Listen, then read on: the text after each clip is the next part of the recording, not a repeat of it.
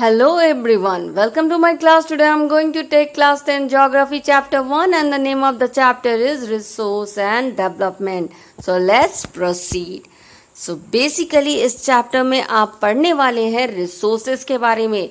Resources क्या होता है, उसे कैसे क्लासिफाई किया जाए, कैसे प्लानिंग करके रिसोर्स को यूज किया जाए, कैसे रिसोर्स की कंजर्वेशन किया जाए, किस तरह से रिसोर्स को यूज करके डेवलपमेंट लाया जाए, कितने तरह के रिसोर्सेज जैसे लैंड एंड सॉइल रिसोर्सेज हमारे कंट्री में है, इन सब के बारे में हम इस चैप्टर में पढ़ेंगे. तो सबसे पहले हम देखेंगे रिसोर्स का डेफिनेशन. तो सिंपल वर्ड्स में कहा जाए तो रिसोर्स हर वो चीज होता है जिससे हमारी नीड फुलफिल होती है, जैसे कि सन, ट्री, वाटर, रोड, एनीथिंग जो हमारे नीड्स को सेटिस्फाई करे वो रिसोर्स है.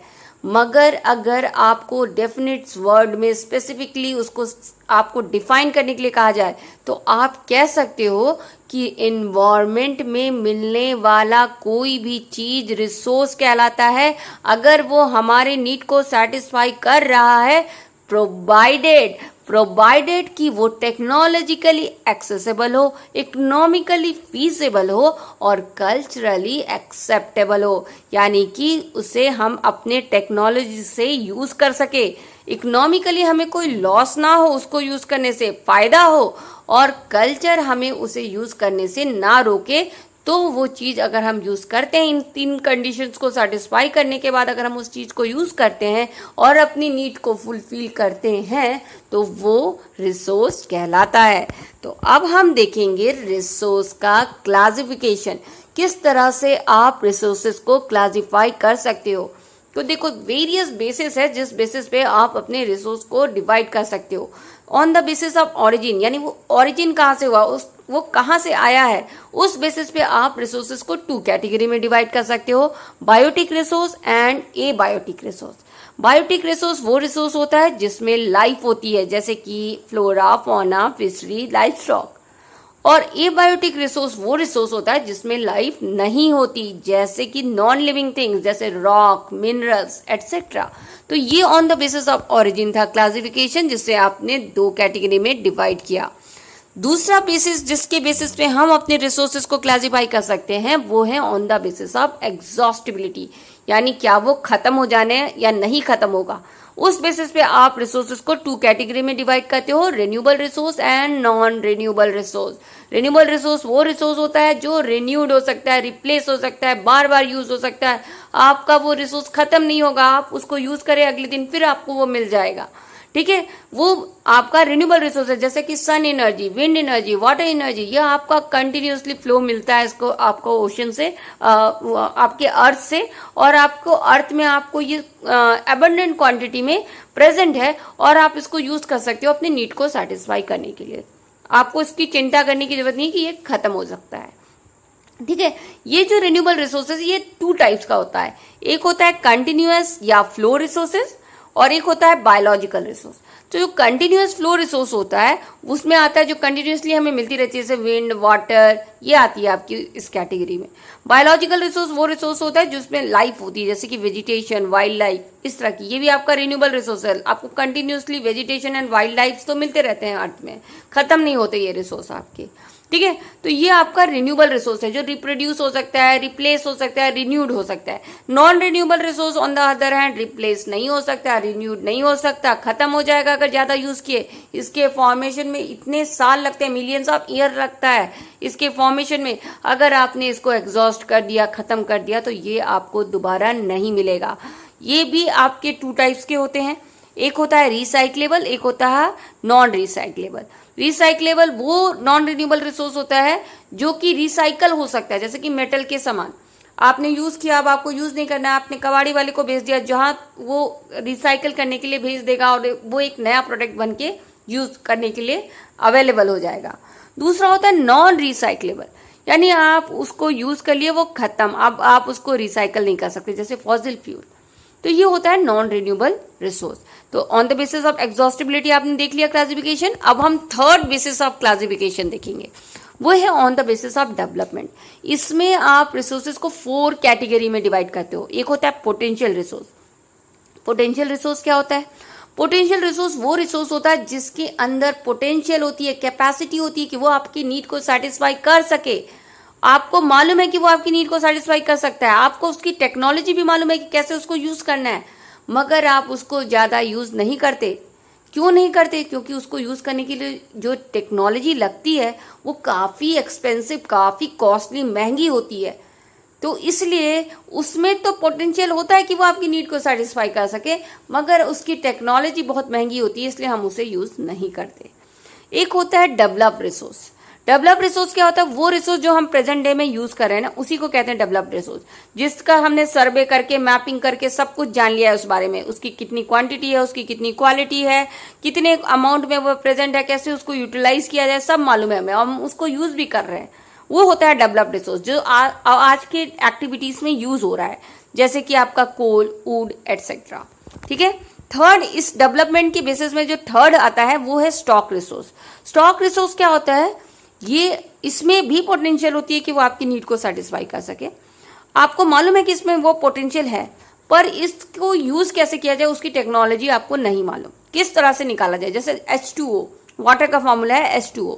आपको मालूम है कि हाइड्रोजन एंड ऑक्सीजन से वाटर बना है, मगर जब आप H2 और O2 निकालना चाहते हो वाटर से, तो आपको मालूम नहीं है कि किस तरह से, कौन सा प्रोसेस यूज करके हम H2 और O2 को निकाले H2O से।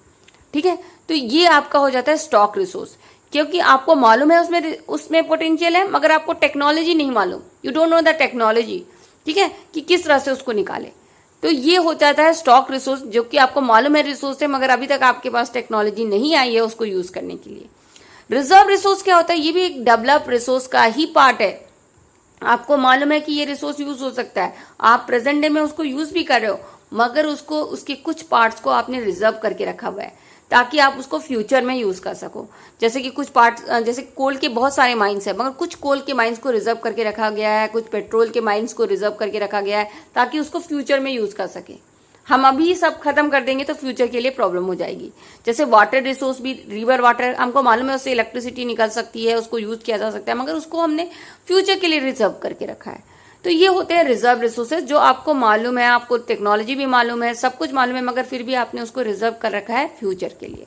तो ये होगा रिजर्व रिसोर्सेज। तो ये on the basis of development आपने 4 टाइप्स में रिसोर्स को डिवाइड किया: potential, develop, stock and reserve. अब हम 4th वे में रिसोर्स का क्लासिफिकेशन देखेंगे। ये है on the basis of ownership, यानी उस रिसोर्स का ओनर कौन है, किसकी है ये रिसोर्स, उस बेसिस में आप रिसोर्सेज को 4 कैटेगरी में डिवाइड कर सकते हो। एक है इंडिविजुअल रिसोर्स, एक है कम्युनिटी रिसोर्स, एक नेशनल रिसोर्स, और 4th one is international resource. तो जो इंडिविजुअल रिसोर्स होता है वो प्राइवेट पर्सन का होता है, जैसे मेरी कार, मेरी लैंड, मेरा हाउस, या उसकी लैंड, उसका हाउस, फार्मर का लैंड, ये होता है इंडिविजुअल रिसोर्स, वो एक इंडिविजुअल पर्सन का है। कम्युनिटी रिसोर्स पूरी कम्युनिटी का है, उस जगह पे रहने वाले पूरी कम्युनिटी का है, जैसे कि टेम्पल, रोड, ठीक है, पार्क, ये क्या है, उस जगह के रहने वाले सारे कम्युनिटी वाले लोग उसको यूज करते हैं, उस लैंड को। ठीक है। एक होता है नेशनल रिसोर्स। नेशनल रिसोर्स क्या होता है? उसका ओनर नेशन है, पूरी कंट्री का वो रिसोर्स है। ठीक है। वो कौन से रिसोर्स इसके अंदर आते हैं?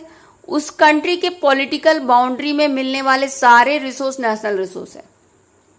इवन उस कंट्री के पॉलिटिकल बाउंड्री के बाद, जैसे हमारे इंडिया के बाद समुद्र स्टार्ट हो जाता है नीचे की तरफ, ठीक है, तो वो समुद्र भी 12 नॉटिकल माइल तक, यानी 22.2 किलोमीटर तक हमारी कंट्री का ही कहलाता है। उस समुद्र के वाटर को 22.2 किलोमीटर तक, 12 नॉटिकल माइल्स तक हम ही यूज कर सकते हैं, इंडिया ही यूज कर सकता है। इंडिया के जो नीचे समुद्र है उसका 12 नॉटिकल माइल्स तक, 22.2 किलोमीटर जो होता है, उसको हम ही यूज करते थे, वो हमारे कंट्री का नेचुरल रिसोर्स है।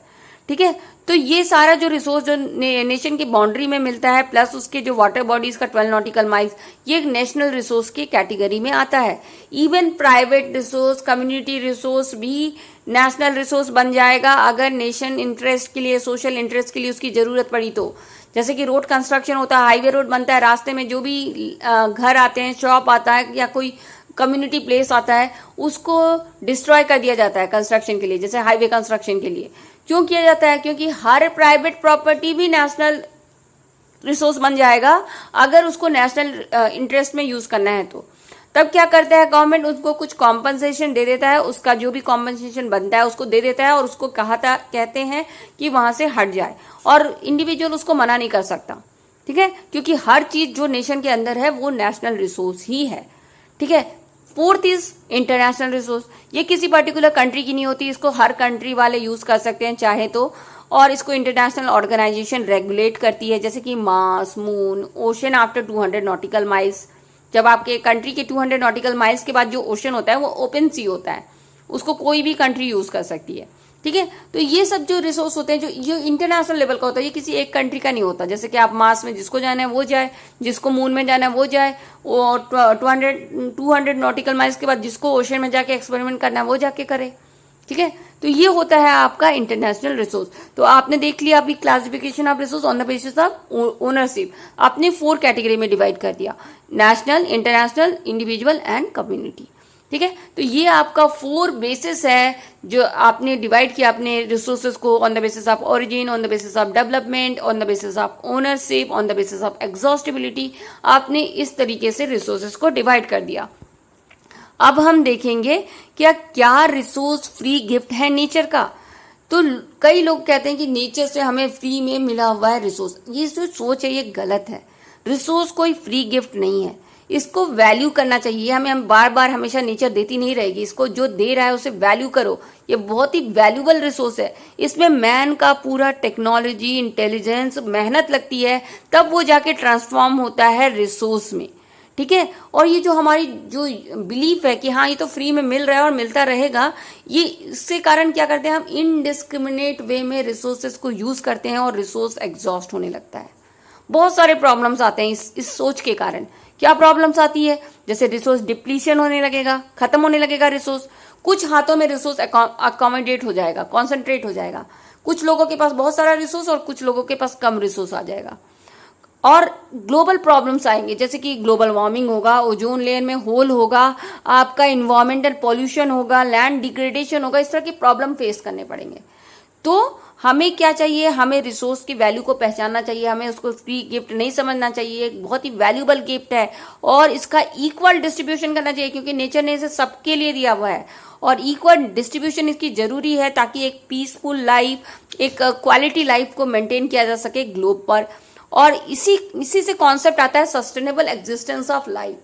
किस तरह से एक अच्छी लाइफ को मेंटेन किया जाए आज भी और फ्यूचर में भी, तो इससे कॉन्सेप्ट आता है सस्टेनेबल एग्जिस्टेंस ऑफ लाइफ, जो कि पार्ट है सस्टेनेबल डेवलपमेंट का। तो सस्टेनेबल डेवलपमेंट क्या होता है, तो अब हम देखेंगे व्हाट इज सस्टेनेबल डेवलपमेंट। तो सस्टेनेबल डेवलपमेंट ये कहता है कि रिसोर्स को यूज करो। ऐसा तो नहीं है कि हम रिसोर्स खत्म हो रहा है तो यूज करना ही बंद कर दे। रिसोर्स को यूज करो बट इन अ लिमिट, एक लिमिट में यूज करो, सोच समझ के यूज करो, रीजनेबल वे में यूज करो, और आज भी डेवलपमेंट लाओ और फ्यूचर जनरेशन के लिए भी उसको बचा के रखो कि फ्यूचर जनरेशन भी उसको यूज कर सके अपने डेवलपमेंट के लिए। ठीक है, तो इस तरह से जब आपको रिसोर्स को यूज करना है तो क्या करना पड़ेगा, आपको रिसोर्स की प्लानिंग करनी पड़ेगी। ठीक है, तो जब आप प्लानिंग करोगे तभी आप उसको प्रॉपर वे में यूज कर सकोगे और सस्टेनेबल डेवलपमेंट ला सकते हो। तो प्लानिंग करने के लिए ही, इसके ऊपर डिस्कशन करने के लिए ही रियो डी जेनेरियो अर्थ समिट हुआ था 1992 में। ये ब्राजील, लैटिन अमेरिका में हुआ था और 100 डिफरेंट कंट्रीज के हेड इस मीटिंग को अटेंड किए थे। इन्होंने इन्वायरमेंटल प्रोटेक्शन और सोशो इकोनॉमिक डेवलपमेंट के ऊपर डिस्कशन किया और डिक्लेरेशन साइन किया ग्लोबल क्लाइमेटिक चेंज और बायोलॉजिकल डाइवर्सिटी के ऊपर, और कई ग्लोबल फॉरेस्ट प्रिंसिपल को अडॉप्ट किया कि किस तरह से हम अपना सस्टेनेबल डेवलपमेंट लाएंगे। तो ये जो प्रिंसिपल थे उसको कहा जाता था एजेंडा 21। इस एजेंडा 21 का जो प्रिंसिपल जो अपनाया गया, उसका जो मेन एम था कि कैसे सस्टेनेबल डेवलपमेंट लाया जाए 21st सेंचुरी में। तो एजेंडा 21 क्या होता है, ये जो डिक्लेरेशन डिफरेंट 100 स्टेट्स के जो लीडर्स थे उन्होंने जो साइन किया 1992 में, ये आपका यूनाइटेड नेशन कॉन्फ्रेंस जो कि इन्वायरमेंट एंड डेवलपमेंट में हुआ था, उस वहां पे इन लोगों ने डिक्लेरेशन साइन किया जो 100 डिफरेंट स्टेट्स के हेड ने, उसी को कहा जाता है एजेंडा 21। इसमें क्या इन्होंने कहा कि हम इन्वायरमेंट को डैमेज नहीं होने देंगे, पॉवर्टी को कम करेंगे, डिसीजेस को कम करेंगे। इसी तरह की बातें उन्होंने की ताकि हम लोग सब मिल करके कोऑपरेट करके वर्क कर सके, अपने रिस्पॉन्सिबिलिटी को शेयर कर सके और शेयर करके अपने इन्वायरमेंट को प्रोटेक्ट कर सके। साथ ही इन लोगों ने ये भी बात की, जो लोकल गवर्नमेंट्स है, जो डिफरेंट स्टेट्स आई हैं, डिफरेंट कंट्रीज जो आई हुई हैं, 100 कंट्रीज जो आई हुई हैं, वो जा करके अपने अपने कंट्री में भी एजेंडा 21 बनाए और अपने अपने कंट्री में देखे कि किस तरह के एजेंडा वो बना सकते हैं और इन्वायरमेंट को बचा सकते हैं। तो ये बेसिकली आपका सस्टेनेबल डेवलपमेंट के लिए, इन्वायरमेंट को प्रोटेक्ट करने के लिए ये एजेंडा 21 बनाया गया। ठीक है, अब हम देखेंगे रिसोर्सेज प्लानिंग इन इंडिया। जैसे कि सस्टेनेबल डेवलपमेंट के लिए क्या चाहिए, आपको प्लानिंग चाहिए, प्रॉपर प्लानिंग चाहिए। ठीक है, तो ये जो प्लानिंग है इसी के थ्रू आप रिसोर्सेज को प्रॉपरली यूज कर सकते हो, सस्टेनेबल डेवलपमेंट ला सकते हो। तो जो हमारा कंट्री जो गवर्नमेंट है, तो इसको प्लानिंग करने के लिए सबसे पहले उसने क्या किया, इसने सर्वे किया, मैपिंग की, पता किया कि क्या क्या रिसोर्सेज हमारे कंट्री में है, उसकी कितनी क्वांटिटी है, कैसी क्वालिटी है, किस तरह से उसको यूज किया जा सकता है, किस तरह से उसको प्रॉपर टेक्नोलॉजी लगा करके यूज करना है, ये सब उन्होंने पहले सर्वे करके पता किया। जैसे कि हमने जब पता किया तो हमें पता चला कि झारखंड, छत्तीसगढ़, उड़ीसा, मध्य प्रदेश जैसे स्टेट्स में बहुत सारे मिनरल्स हैं। लद्दाख और नॉर्थ ईस्टर्न स्टेट जैसे जो प्लेसेस हैं वो टूरिस्ट पॉइंट ऑफ व्यू से बहुत अच्छे हैं। और फिर जैसे राजस्थान, गुजरात जैसे प्लेसेस हैं, वो विंड एनर्जी, सोलर एनर्जी वहाँ पे बहुत हाई है। वहाँ के विंड एनर्जी और सोलर एनर्जी के प्लांट बना सकते हैं, क्योंकि वहाँ पे बहुत विंड एंड सोलर एनर्जी मिलती है। साथ में जैसे अरुणाचल प्रदेश है, नॉर्थ ईस्टर्न स्टेट, वहाँ हमने देखा कि गुड वाटर रिसोर्सेज है, क्योंकि वो हिली एरिया से वाटर गिरता है, तो उसको यूज कर सकते हो आप इलेक्ट्रिसिटी जनरेशन के लिए। अगर हमको प्लस पॉइंट के अलावा माइनस पॉइंट भी पता करना है कि वहाँ का क्या नुकसान, मतलब क्या प्रॉब्लम क्या है। जैसे कि अरुणाचल प्रदेश में प्रॉब्लम है कि वहाँ इंफ्रास्ट्रक्चर फैसिलिटी अच्छे से डेवलप नहीं हुई है। तो इस तरह से हमने सर्वे करके, मैपिंग करके सब एस्टिमेट किया, क्वालिटी, क्वांटिटी, एवरीथिंग हमने सबसे पहले तो एस्टिमेट किया अपने रिसोर्सेज का। प्लानिंग में सबसे पहले काम हमने ये किया। दूसरा हमने क्या किया, दूसरा स्टेप जब हमने लिया कि जब हमें पता चल गया कि क्या क्या क्वालिटी, क्वांटिटी के रिसोर्सेज हैं, उसके बाद हमने अप्रोप्रिएट टेक्नोलॉजी, स्किल और इंस्टीट्यूशनल सेटअप डेवलप किए कि किस तरह से उसको यूज किया जाए। और फिर एक प्रॉपर प्लानिंग बनाई, रिसोर्स को यूज करने की प्लानिंग बनाई और उसको ओवरऑल कंट्री की जो प्लानिंग है उसके साथ मिक्स करके अपने रिसोर्सेज को यूज किया। यानी रिसोर्स यूज करने की प्लानिंग और ओवरऑल डेवलपमेंट ऑफ जो कंट्री का प्लानिंग है, उन दोनों को मिक्स किया गया, मर्ज किया गया और अपने कंट्रीज के रिसोर्सेज को यूज किया गया। सो ना केवल इंडिया में, हर जगह ये रिसोर्सेज की प्लानिंग बहुत जरूरी है। हमारे कंट्री में फर्स्ट 5 ईयर प्लान जब स्टार्ट हुआ था ना, तब भी से हमने ये प्लानिंग करनी शुरू कर दी कि कैसी टेक्नोलॉजी लगेगी, कैसा इंस्टीट्यूशनल सेटअप किया जाए, किस तरह से अच्छे से रिसोर्सेज को यूज किया जाए। हमने अपने पास्ट एक्सपीरियंस को भी एनालाइज किया, किस तरह से रिसोर्स को हम अच्छे से यूज करें और डेवलपमेंट अपने कंट्रीज में ला सके। तो जो ये वेरियस रीजन्स हैं, तो आपको इसको डेवलप करने के लिए प्लानिंग करनी जरूरी है, क्योंकि अगर आप प्लानिंग नहीं करोगे तो क्या होगा कि आपके पास रिसोर्स भी होगा तो आप डेवलप नहीं कर सकते। कई रीजन के आपको एग्जांपल मिल जाएंगे, चाहे आप नेशनल लेवल पे देखो, इंटरनेशनल लेवल पे देखो, कई रीजन आपको दिखेंगे जहां पे रिसोर्सेज हैं पर वो डेवलप नहीं है। जैसे अफ्रीका देख लो, Africa is good source of resources में, वहां पे बहुत रिसोर्स है मगर वो डेवलप नहीं है, वो थर्ड वर्ल्ड कंट्रीज में आती है। जापान देख लो, ज्योग्राफिकली इतना छोटा है, उसके पास क्या ज्यादा रिसोर्सेज नहीं है, टेक्नोलॉजी है उसके पास, क्वालिटी ह्यूमन बींग्स है उनके पास, क्वालिटी है, ह्यूमन बींग्स की क्वालिटी अच्छी है उनके पास, एडुकेटेड, इंटेलिजेंट, ठीक है, हेल्दी, तो उसके वजह से वो डेवलप हो गया जापान। तो ऐसा जरूरी नहीं है कि रिसोर्स है तो आप डेवलप हो जाओगे, रिसोर्स होगा भी तो आप कभी कभी डेवलप नहीं होगे अगर आपके पास टेक्नोलॉजी नहीं है, प्लानिंग नहीं है, इंस्टीट्यूशनल सेटअप नहीं है। आप इंडिया में ही देख लो, झारखंड, उड़ीसा, बिहार जैसे जो स्टेट है, इतने रिसोर्सेज हैं वहाँ, इतने मिनरल्स हैं पर डेवलप नहीं है।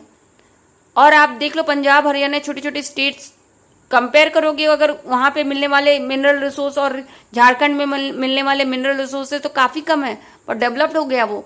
क्यों? क्योंकि आपको सिर्फ आप रिसोर्स होने से डेवलप नहीं होंगे, आपको साथ में प्लानिंग करनी है, टेक्नोलॉजी यूज करनी है।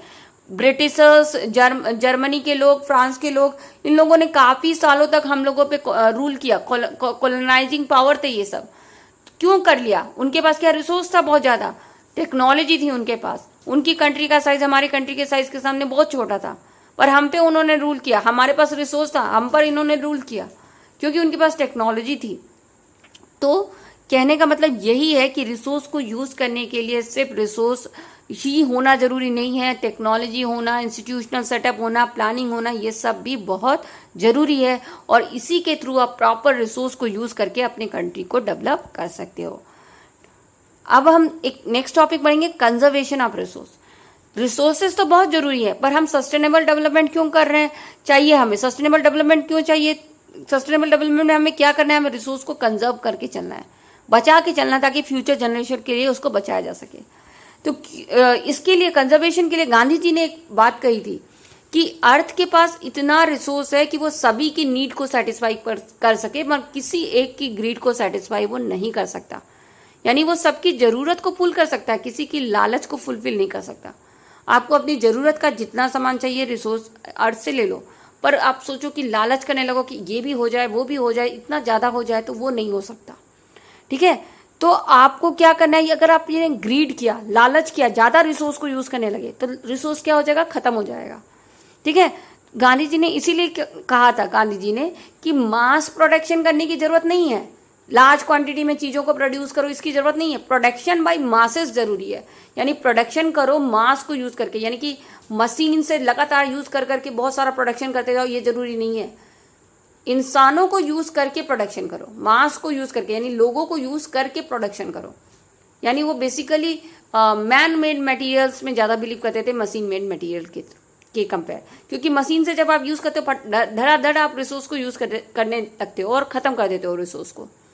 आप जब मास के थ्रू प्रोडक्शन करते हो, मतलब कि मास को यूज करके, मैन को यूज करके रिसोर्स को डेवलप करते हो, तो इससे क्या होता है? इक्वल डिस्ट्रीब्यूशन ऑफ रिसोर्स होता है, सबको रिसोर्स मिलता है, थोड़ा थोड़ा सबको मिलता है।